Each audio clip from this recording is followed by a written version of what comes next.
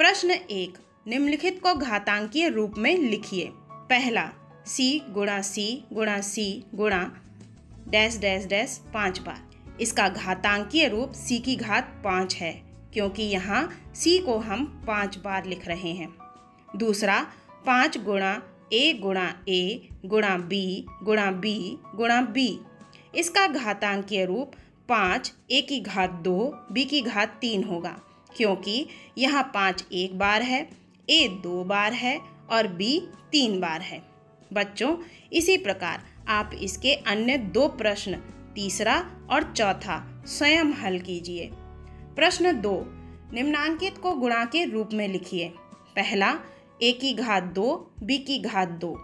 अब यहाँ पर हम देखते हैं कि a और b दोनों पर घात 2 है, इसलिए a और b को हम 2 बार गुणा करेंगे।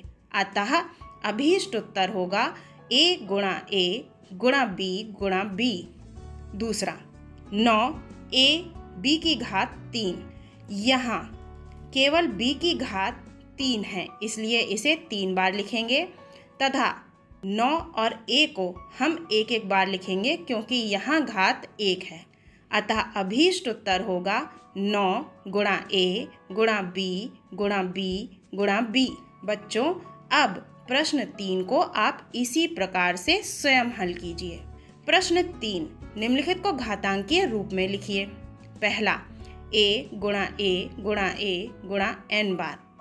अब यहाँ इसका घातांकीय रूप a की घात n होगा, क्योंकि यहाँ a को n बार लिखा गया है। तीसरा, 3 गुणा 3 गुणा 4 गुणा 4 गुणा a गुणा a। यहाँ पर 3 और 4 और a ये तीनों 2 बार लिखे गए हैं, इसीलिए यहाँ इन सब की घात पर हम 2 लिखेंगे। अतः घातांकीय रूप होगा 3 की घात 2, 4 की घात 2 और a की घात 2।